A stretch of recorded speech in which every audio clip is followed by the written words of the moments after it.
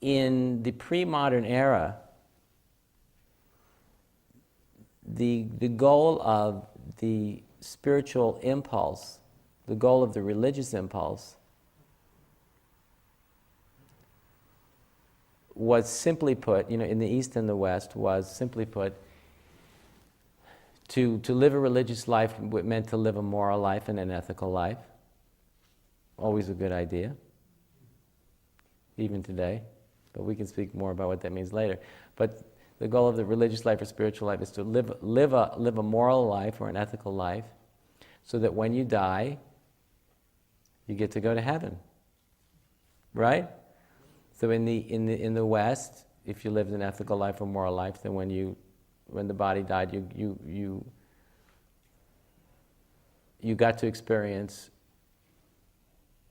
some variation or some version of perfect happiness that would last forever, right?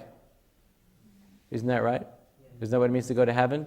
When you go to heaven, it means that you're always going to be happy and you're never going to suffer, right? You'll always be emotionally happy. You won't experience fear. You won't experience doubt. You won't experience confusion. You'll always feel like the Maharishi Mahesh Yogi looks like he feels all the time. And also, you'll never experience any physical pain. So there won't be any physical pain, any discomfort. You'll never be hungry. You understand? That's some variation of some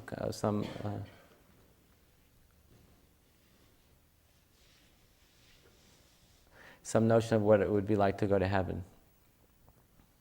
And it's important to know that, especially when we begin to understand how evolution works and that we develop through stages, is that even the notion of heaven, what heaven is actually like, changed according to the level of development of the particular culture and its time in history. So, as far as we know, some of the first descriptions of what heaven looked like, maybe 5,000 years ago or whatever, was a place where everybody had plenty of food to eat.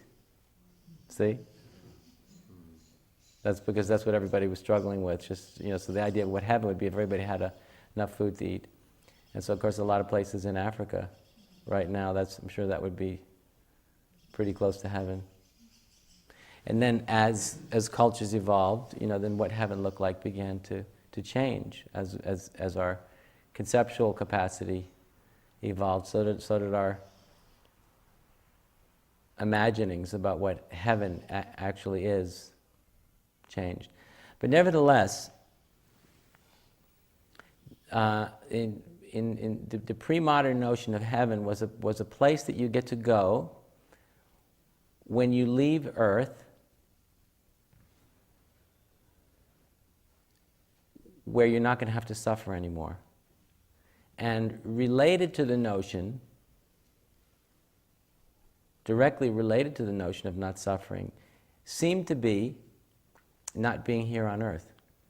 So it's very important to understand this, that up until very recently, the religious and spiritual impulse, or the goal, seemed to be the promise of perfect happiness and the end of all suffering, and the ideas about perfect happiness and the cessation of suffering seem to be directly related to not being here on Earth, not being a human being who's here on Earth.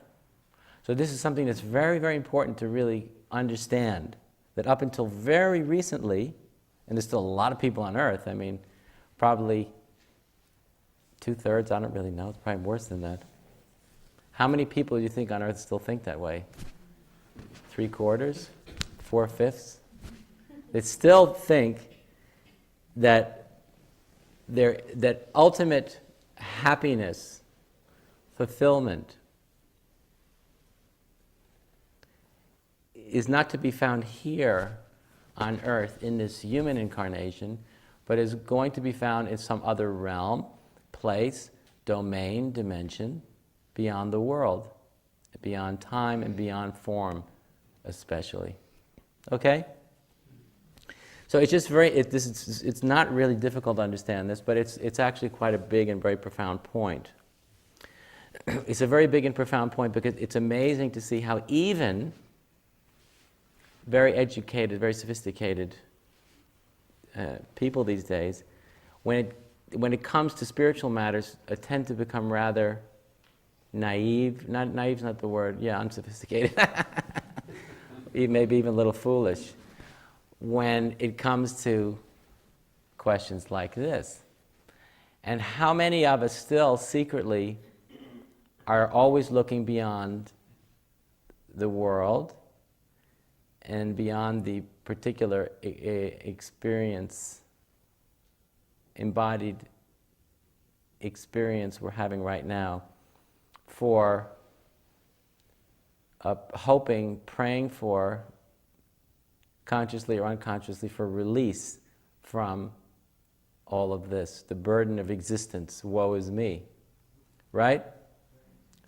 Woe is me, the burden of existence.